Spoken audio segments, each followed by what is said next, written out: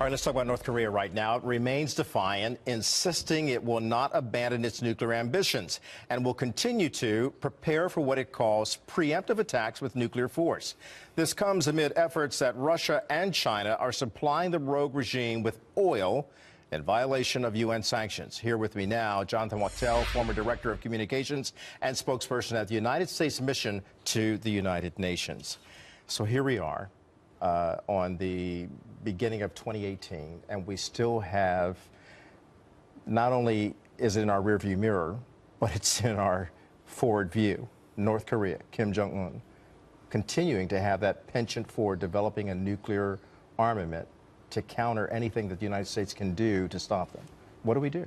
A couple of things we can do. One is we have to remain very vigilant. This could go into a really crazy situation very rapidly. We already saw earlier the craziness with Guam. You'll recall that, and tensions were really tense. Nothing really has changed except for North Korea has honed in, more of their work on the intercontinental ballistic missiles and perfecting it and trying to work out the warhead to put into those missiles. Now, see, Jonathan, when you tell me that, my instant thought goes to not to Kim Jong-un, because we know he's crazy.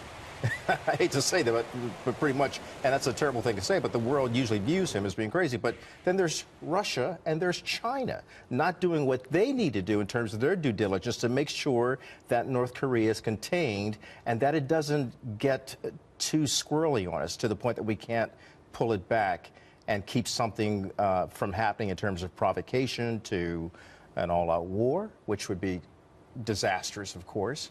So what do we do to Russia and China? One thing, you just mentioned an all-out war. Russia and China really don't want that to happen.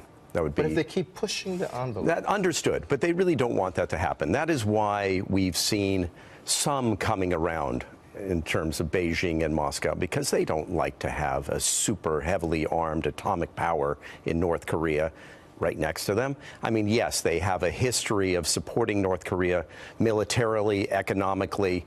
They're neighboring countries. They have trade historically right across those borders, hundreds of miles of shared borders. It makes sense for them to be engaged with North Korea. But they don't want a conflict, because if you have a conflict, then you have unforeseen consequences that will affect them. So do they want to give the United States and its Western allies a headache?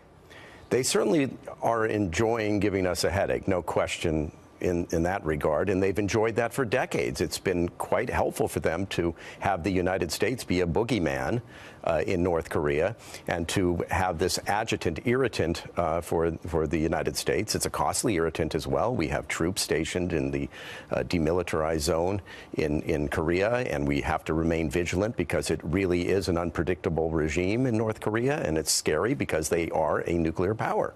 So what does Russia and China gain by making sure that North Korea remains a headache to us and a distraction to us in terms of moving forward with things that we want to do globally? Geopolitically, it's helpful for them because they have yet another tool in their box to be able to pressure the United States and put us at unease. There's a level of irresponsibility here, obviously. We wouldn't have this problem, one could easily argue, if Moscow and Beijing really clamped down and didn't do as that report you reported a short time ago, providing fuel and other lifelines to the North Korean regime. So they want this to be going on. The other thing that they gain from this is obviously trying to contain geopolitical strength in the region itself. Yeah. South Korea is economically strong. It's a competitor. Japan is economically strong. Indeed. There are territorial disputes between Russia and Japan. China has issues historically with Japan. So there are various things going on here. So it sounds like a chess game going on, but historically, Kim Jong-un is looking at the likes of some other people like Saddam Hussein, you were mentioning, Muammar Gaddafi, trying to follow the pattern that they had in terms of being belligerent and provocative in their actions. Wise move or an unwise move? Well, look at those two people that you just mentioned, two dictators who managed to keep power through being boogeymen and strong and military might and threatening the world with this and that. And they didn't have nuclear deterrence. Both of those dictators are dead. And Kim Jong-un knows that if war breaks out, he is probably one of the first casualties.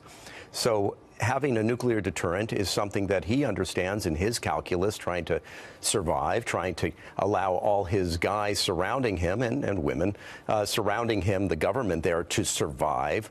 They have their own cottage industry going on in North Korea. Survival is at the center of it. Yeah, well explained.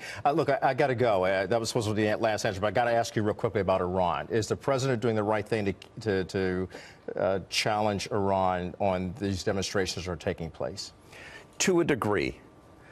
One of the things that the regime is going to be looking for is trying to blame the United States. If they have some sort of proof, although they can concoct something, obviously, but some sort of proof that the United States is behind these demonstrations, that this isn't something starting of its own grassroots and discontentment in the country itself, and they can blame the West. It helps them. It helps the regime in terms of having an excuse to clamp down. It gives them some sort of argument.